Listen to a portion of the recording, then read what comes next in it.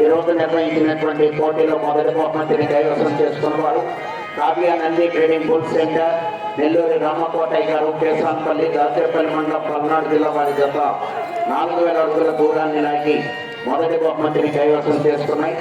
రెండవ బహుమతిని డి వెంకట సాయి పవిత్ర రెడ్డి గారు, అయోధ్య నగర్, ప్రొద్దుటూరు మండలం, కడప జిల్లా, శ్రీ రామలింగేశ్వర స్వామి ఆశీస్సులతో అనంతనేని శ్రీకావ్య గారు, శ్రీమధు గారు, యనమల కుదురు, పెనమలూరు మండలం, కృష్ణా జిల్లా వారి జత 3805 అడుగుల 9 అంగుళముల దూరాన్ని లాగి రెండవ బహుమతిని కైవసం చేసుకున్నాయి. మూడవ బహుమతిని కమిడి అంజీ సోదర్ గారు, పత్తిపాడు మండలం, గుంటూరు జిల్లా వారి జత 3409 అడుగుల 5 అంగుళముల దూరాన్ని లాగి మూడవ బహుమతిని కైవసం చేసుకున్నాయి.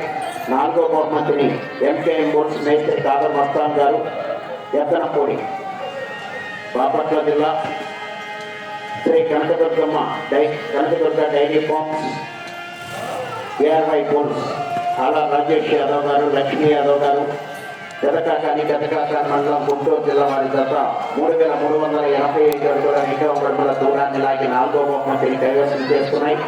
ఐదో బహుమతిని కాటునూరి రవీందర్ రెడ్డి గారు, మేనచెరువు,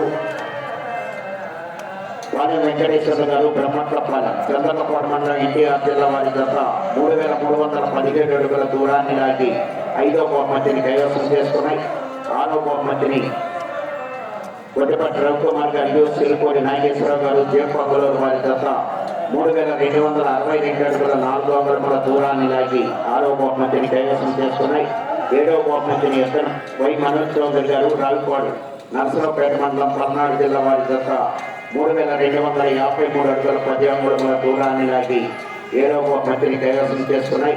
ఎనిమిదవ బహుమతిని మంచాల రమాదేవి గారు, జరివాద కొత్తపాలెం, బాపట్ల మండలం, బాపట్ల జిల్లా వారి జత 3052 అడుగుల 3 అంగుళముల దూరాన్ని లాగి ఎనిమిదవ బహుమతిని.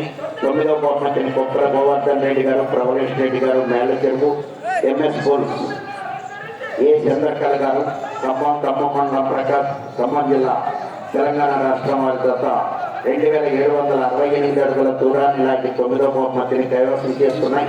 10వ బహుమతిని K S Reddy Nandi trading bull centre, Kuppala Hemalatha Srinivas Reddy గారు, రామలక్ష్మీపురం, కోదాడు మండలం, సూర్యాపేట జిల్లా, తెలంగాణ రాష్ట్రం వారి జత 2750 అడుగుల దూరాన్ని లాగి 10వ బహుమతిని కైవసం చేసుకున్నాయి.